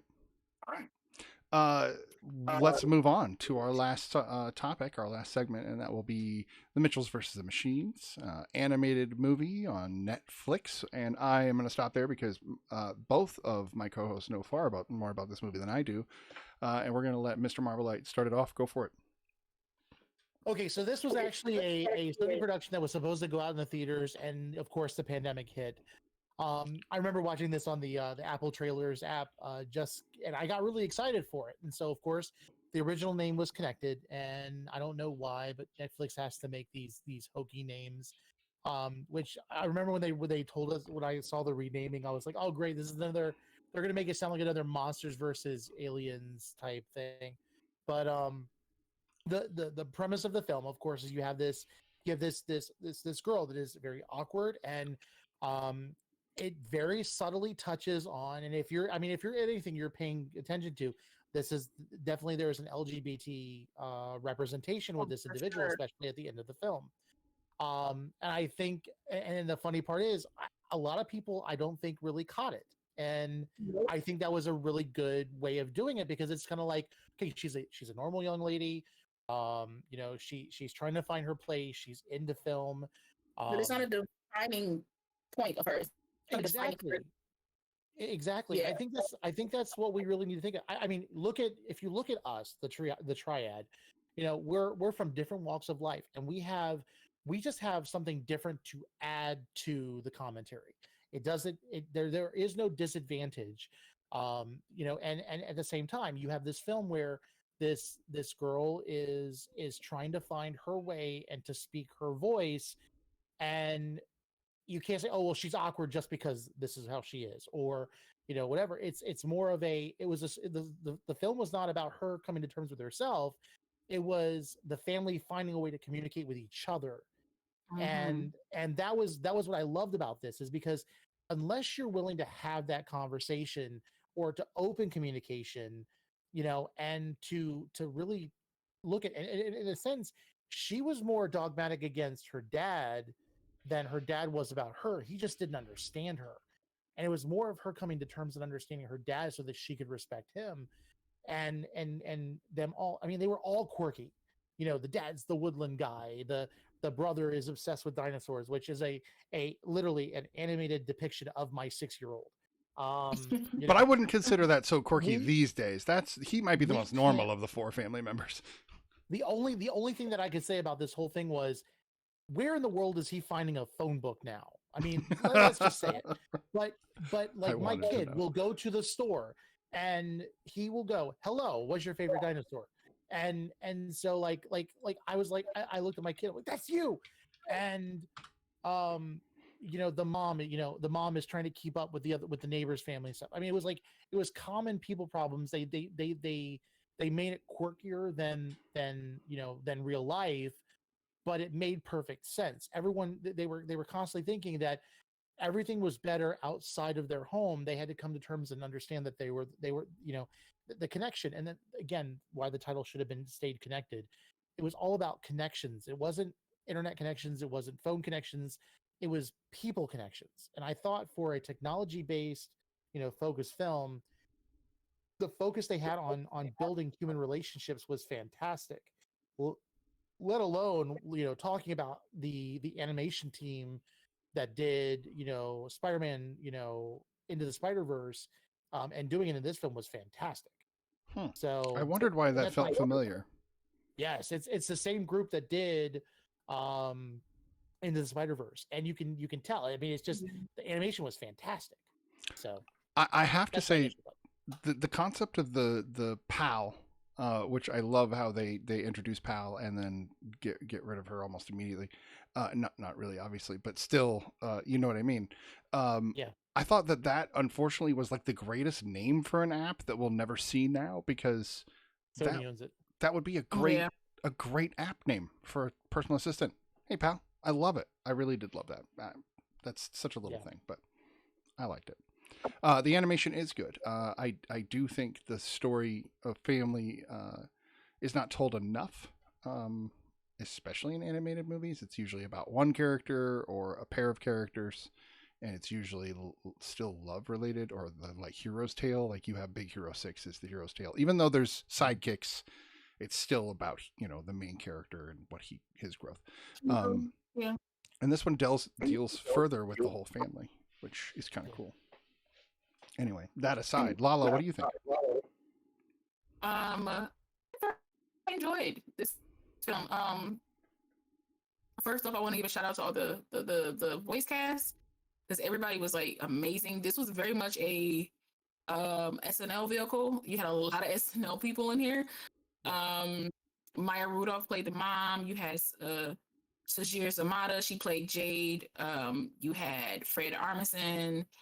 Um, you had Jay Farrow. I mean, Greg Griffin was in this. Chrissy Teigen, Blake Griffin, Conan O'Brien. Like, you had a lot of Danny McBride. Like, you had a lot of Olivia Colman, which I love her. She played the pal, like the like she's amazing. But I thoroughly enjoyed this film. I actually like the title, The Mitchells versus the Machines, because it's like, to me, it's like solidifying like this family against the world or against this thing, which is essentially what they realized that they could be. I'm gonna touch on what Mr. Barbalite said about the LGBT representation. I literally watched the movie and watched the end where she was like, so you and Jade like a couple now, or like is she coming to for Christmas? And I was like, wait a second, did I hear what I just heard?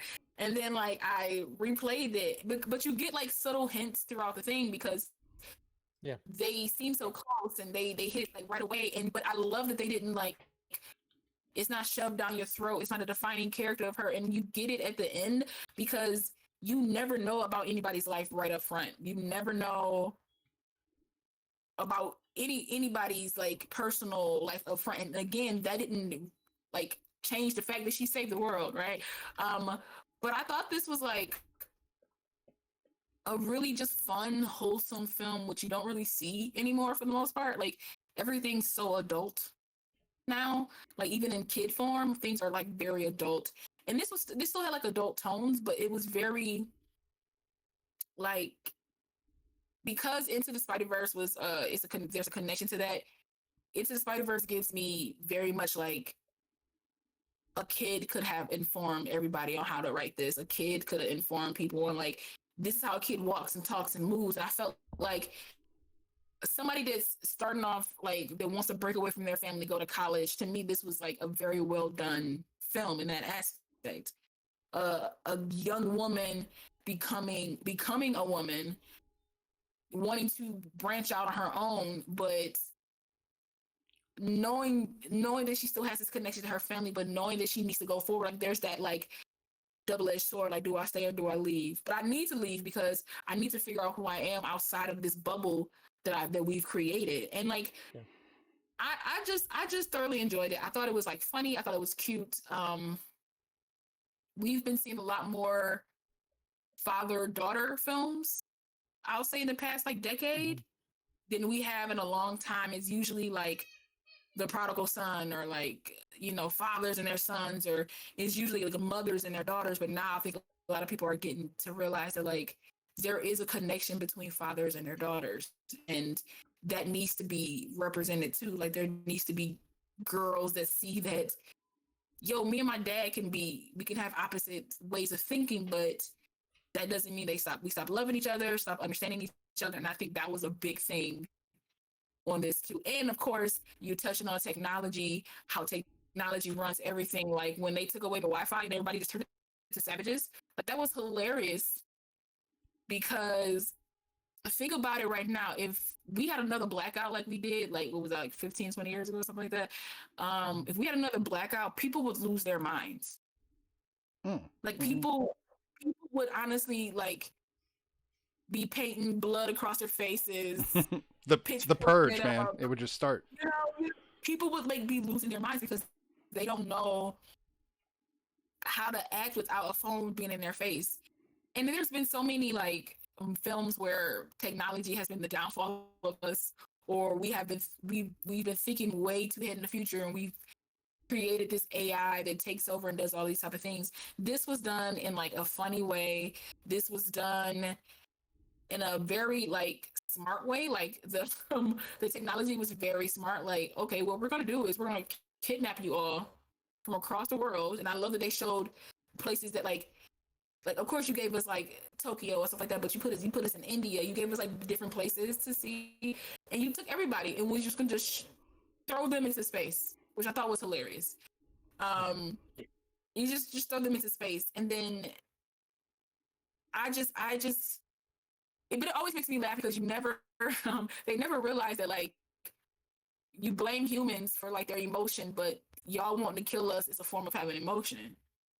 So they never quite equate that most of the time. But all in all, I thought this film was like fun. I thought the characters were written smart. I think everybody had a distinctive voice, and whenever Maya Rudolph is attached to something, I thoroughly love it, and I thoroughly love every character that she plays because she plays Maya Rudolph as the mom, and she's just amazing. She's just great. So I loved it. All right. And let's So- not forget that Furby reference. I have to Yeah. I have to be the bearer of bad news and admit something. I fell asleep during this movie 3 times. That's hilarious. I tried. So I tried 3 times to get through this movie, and I did get, I think, 25 minutes in each time before I fell asleep. So it's not that I don't want to see it. It's just you guys are making me want to go back and really rewatch it. But I have to be honest, I don't want to just be like, oh, guess what? I'm going to try to schmooze my way through these last 15 minutes of me trying to tell people I watched this movie that I didn't get to see the whole thing. But from what I've saw the 25 minutes and what you guys have said, I agree. It's a fun movie. I just don't think it was the mindset I was in the moment I tried, and the kid and the neck have been running me ragged this week. So it's been kind of crazy. I did weirdly want to touch on something that was said in the chat there by Angel about kids needing to wait till they're 15 or 16 to have any technology. And as much as I understand the sentiment behind that, as a person with 2 kids, I don't think that's realistic because I love my technology and I want to use it. And if I have mine to use, it's really not right to say they can't have it at all. So I would say a limited amount of technology for kids with the right stuff and showing them how to use it properly and that it's a tool would probably be my approach, as ineffective as it probably will be. Yeah, and you also have to think like when and I'm gonna date myself because I will tell you this. The one thing I will say is this movie actually made me feel really old, especially when they're pulling out the old mixtape and I'm hearing the song and I'm like, oh geez, that's the old mixtape. I'm like, she could be my daughter, basically. I'm like, not even that. When it was like 2005 and she was a little girl on his shoulders, I was like, wait a second, I graduated high school. Right. I was like, wait a minute. Yeah. I'm literally thinking about I'm thinking about in college, I was listening to the guy dancing to the one part of the remix, and I'm like, oh geez, I'm old. But like literally, with when it comes to like technology and stuff as a parent, I've got a 6-year-old. When I was a kid, I had Nintendo, I had Sega, I had all of these technologies. I had PCs were really getting into the home and stuff, and so if we say that like our kids can't have like mobile devices or technology, well, we had that too. It's just that it's advanced in the time. My first thought when I was a parent was, I'm gonna make my kid go back and think he lives in the 80s and 90s. Like, he's only watched Ninja Turtles and Thundercats and He-Man and the Masters of the Universe and stuff like that. And then when he's 18 years old, he'll start watching Marvel movies and stuff. But literally, you can't do that because then you'd have to live in that. And my kid, enjoys life right next to me, and I wouldn't keep that from him. It is a good sentiment, and I agree with Snidbits. It's just that, in this day and time, we just have to make sure that we supplement real world along with that technology. So, Well, I mean, I don't have any kids, but I feel like technology now is way different from like even when we were all growing up, because it was very stagnant. It was very limited. It was like this one thing or like these couple of things, right? But now technology is so like vast and broad now that it's going to be hard to limit your kid. I mean, to stop your kid from doing anything. But I agree. I think limiting is good. I think a little bit of the past world, I guess, a little bit of the old Avatar, a little bit of Legend of Korra. Like, you know what I mean? Like you want a little bit of both because you want them to know like what happened before them, but then you don't want them to be so far behind that they don't know what's happening now, right? And also you want to be able to monitor what your kids do. Like if I ever had kids, like no technology would be like at night. There's nothing in your room like a tablet or anything like that, because to me because I know me when I was growing up, I had a TV in my room. I didn't go to sleep. I like even when they were like, "Good night, time to go to sleep." Okay, night. I will wait 15 minutes and cut the TV on Right. and watch TV. You know what I mean? So like, there are certain things you can do. Because it is because at the end of the day, it's a big distraction Right. because there's so much attention that can be towards it. But if you limit it, I think you'll be better off for it, and maybe it'll help the parent be limited because nowadays my mom never cared for technology, but she's on her phone more than I am. I'm like, wait a second, that's It's because it's like, fun. whoa. And literally, your children are going to teach you how to use technology when you don't know how to do it. I stream regularly, and I play Minecraft. And literally, watching my son play on his Nintendo Switch has learned. I didn't know how to use redstone machines in Minecraft, and he taught me how to do that. Nice. I learned how to do certain things from watching him, and I learned it and from honestly, watching him. and I made Oh, I made a sorry. comment. I'm trying to make Twitch a thing. My kid, when he plays games, he's already talking like he's talking to an audience. He's going to stream when he's older, So I mean, honestly, if we all needed licenses, none of us should do it. I mean, you almost have to have aptitude because, especially with technology, you know, we want kids to be interested in STEM and need these kids to be into this technology because they're going to make the world better, and advance the world. Yeah, we're gonna get some dead butts, as well. But honestly, Yeah. we need kids that are really, apt to the technology. Agreed. So yeah. So guess But what I feel like downloaded? I think that's the thing down on it. It finally downloaded. That's And we have time, and it's short, and we'll still have time to come back and finish Mitchell's versus the Machines, if you guys are willing. Yeah, absolutely. Okay, so bear with us for just a moment. The screen will go black, but we are still here. You can even see us in chat still, so we'll talk to you there. Be right back, or enjoy the pre-review with Sean.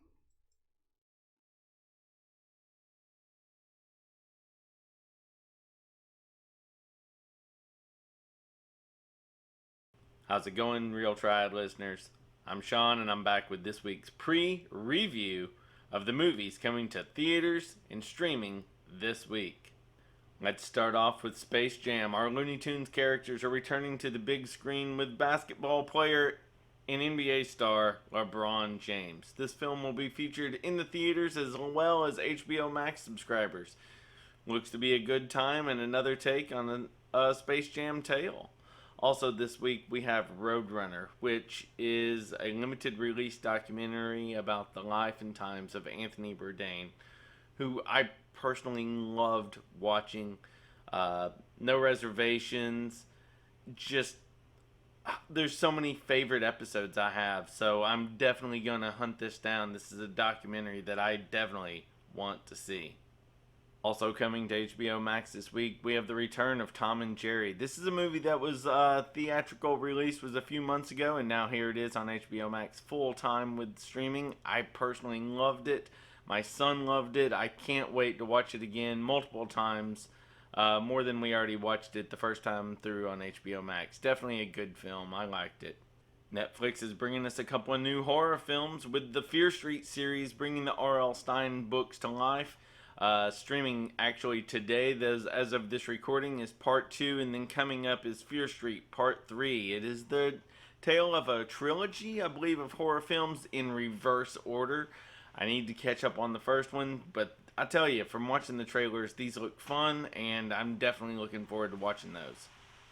Also coming this week is a classic horror story on Netflix. This horror film blatantly tells you, hey, this is the tale of a classic horror film, but look deeper. This looks absolutely terrifying from the trailer that I watched, and I'll definitely have to check it. The horror vibes are definitely feeling great on this film. Netflix comes at us with 2 action-packed thrillers coming out this week with Gunpowder Milkshake starring Carey and Gillian, which looks absolutely incredible. This looks like such a fun film. I cannot wait to watch it. Also, we have Outside the Wire with Anthony Mackie, where he looks to be taking on the role of a super soldier of some sort. Looks like great sci-fi thriller action adventure film. I can't wait to watch this. I like Anthony Mackie. He just he just vibes real good, and I think this looks like a great film from him. Another Stranger film coming to Netflix this week is Deep. Now, this looked weird. I kind of like it. It looks like these teens sign up for some kind of experiment where they are on a drug called Deep. And the side effect of this is you cannot sleep or you die. Now, that sounds scary. I want to check this one out, and I will have a chance to do that this week on Netflix.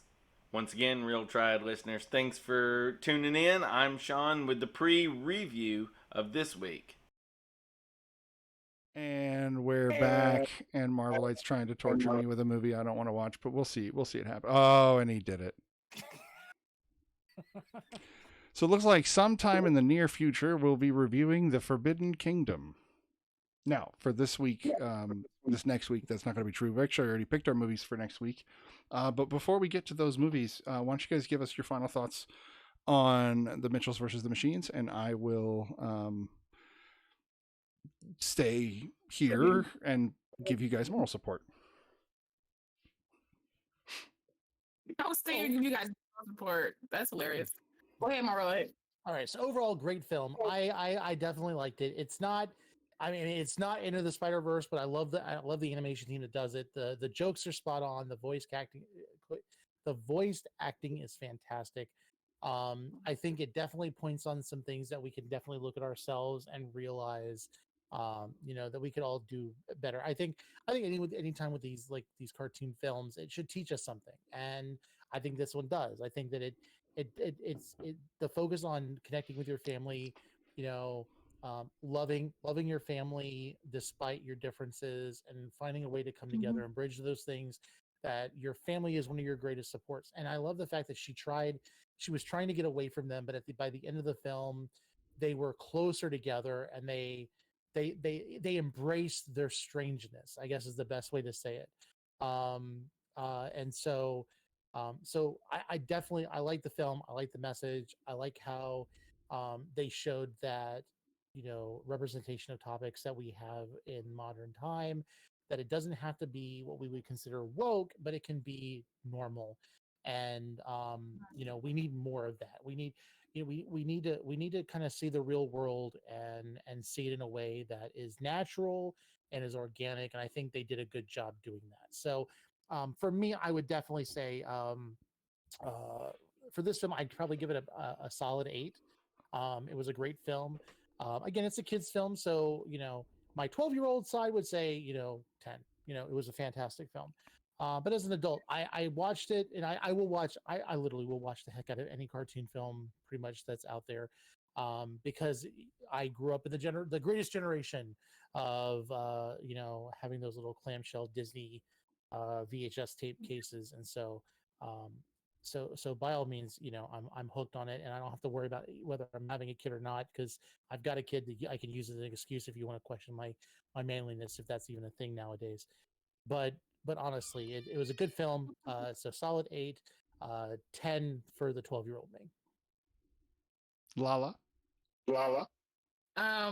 So 12-year-old me will give it a 10, obviously, because animation. Okay. And especially 12-year-old me saw this level of animation. My God, probably be a 15 or something. Who knows? But me, as the human adult that I am, I give it a solid 9. Like, I love animation. Like, I'm a huge.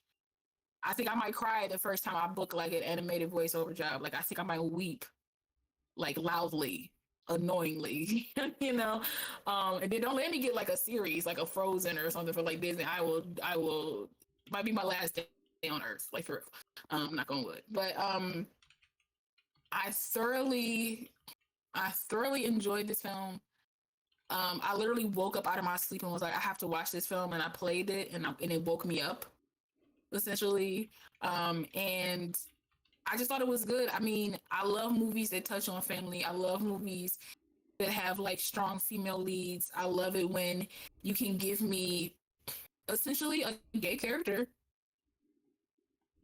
and you don't make it so that I'm annoyed that they're a gay character because sometimes I get annoyed because it's like it's thrown in our face. It's not done.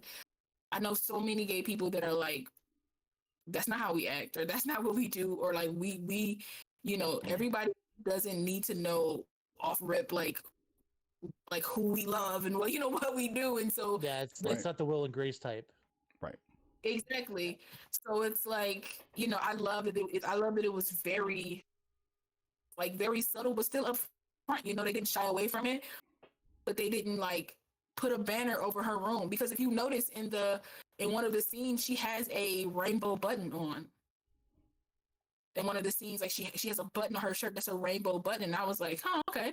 I was like, okay, she supports, and I was like, that's nice, but not to know that she not only supports, but she she is a lesbian. So I thought that was great, and or maybe she's not non-binary. You don't know, but they didn't get into that either. But I love that it's like it's just up there. She can be what you want her to be. It's ambiguous It's enough for any gay, Exactly. trans, bisexual person to maybe attach themselves. Exactly. Right. And I love that she's likable. I love it. For me, the whole family's likable. I think she has a really dope family, and sometimes an apocalypse has to happen for you to realize you got a dope family, And so, all in all, this was just a fun film. I'm pretty sure somewhere along the line, when I have just like a lazy day or something, I'll watch this again. This is definitely a rewatchable film for me. Okay. Can I say one thing though? No. Okay. Sure, fine. So they didn't have the actual addressing, like, are you guys a couple, until the end of the film. And I think that there are a lot of heterosexual, or what we call cisgender individuals that would identify with her quirkiness as well. I do. It was very simplified. Like, listen, like, she could have been a tomboy, or anything else, and literally, like I think that's the idea that it's just anybody. It could have been anybody at any time, and so that's how we should be able to identify with these characters. That it's I could see myself in that person, or unfortunately, I see myself a lot in the dad. I have to live with that. The look on your face when you say that is fantastic. But it's like so I understand. You can kind of see yourself a little bit in all of the characters in understanding. So, yeah. All right. Well, the next week's show is going to conclude some new movies. We have 2 movies that are going to be on streaming that we're going to watch. We've got Space Jam, the new one, the one with LeBron James, and of course, talk about Easter eggs. That's going to be like Easter Egg the movie, and then we also have a Gunpowder Milkshake that's coming out as well. That'll be on Netflix, and that is Karen. I can never say her name right. Karen Gillan. Yeah. The Doctor Who or Nebula or however you want to approach that. Yeah. No. And then finally, Loki, the finale season, the last episode of Loki for the season will be all of next week. So please do check us out next week. If you have not followed Black Girl Marvel or Mr. Marvelite on TikTok, Instagram, or any other major social media, please go do so now. They are amazing and fun to watch. I'm Mr. Snidbits. You can find me on most social media platforms. As far as that last little thing that Taco's been saying about social media, I absolutely have met some of the most amazing people because of social media, and I hardly know anybody in my hometown because of the way the world is now. And it's odd because I'm closer to people online than I am in real world. So there's like a downside to it, but also an up. I don't know. I'm a silver linings kind of person, I guess. I mean, but to bring it back to the movie essentially says that the father at the end is like, because the guy's like, I'm so sorry that I pretty much, created an AI that took over the world. And he was like, yeah, that's trash, but my daughter created this thing with your technology as well. So it got to be some kind of good to it as well. So like, I feel like there's too much of it is just trash, but not enough of it is like, you gotta have a nice, healthy balance. And I think that was another like point of the film is that you gotta have a healthy balance. And I feel like in life, we need to have a healthy balance. Like Snitty said, there are some people like Snitty, like Mr. Marvelite, that I have met online. I literally have friends that I consider are like close to my family that I've some of them I haven't even met in real life, but I talk to them every single day, and that's because of the technology that we have.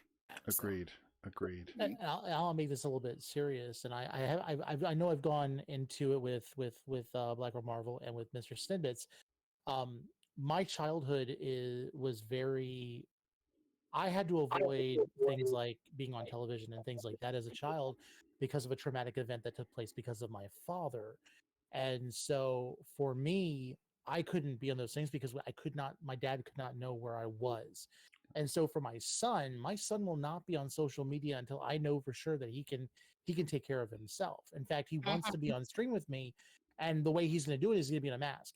If you were to find me on Facebook or if you were to find me on Instagram, the most you will see of my child is his hand because I do not want people seeing him or knowing him because of that very clear and present issue that could happen I don't if need to know. people in my family could get involved. Right. So as a parent, my kid will not be on social media for a long time. Now that doesn't mean he isn't able to scroll through YouTube Kids or YouTube or watch my Twitch stream, which he loves to do. But he's not going to be on social media. He's not going to have a Facebook profile until he's much older. Right. So I do identify a lot with what you're saying, Angel Taco. But at the same time, you can't keep away from technology. Yeah, it's definitely a 50-50 thing, like you said. Yeah. Like, I kind of said previously, it's a 50-50 thing. You gotta use your best judgment, because I was doing some stuff online and I know if my mom knew about it, she'd be like, wait a minute. Yeah, Like, but I was see, talking- I was doing stuff offline when I was a teenager that my parents would have been like, "What are you doing?" So like, it doesn't matter. Teenagers are going to get into trouble. They're just AOL gonna. chat rooms. They will. My God. That being said, I don't know if you guys know who Jack Dyer is, but he actually is here on Twitch, and he created the game Super Fight, which is basically who would win in a fight, the card game. He's an artist, and he broadcasts a peanut butter jar to everyone all the time. And I'm literally going to raid him right now because I want you guys to see this ridiculous jar of peanut butter. So, this is the end of Real Triad reviews for the week of July 10th. You guys have a fantastic evening, and you shall see us next week. The raid is going to happen soon, so if you want to come with us, we're going to see Jack Dyer and the peanut butter jar. You guys have fun.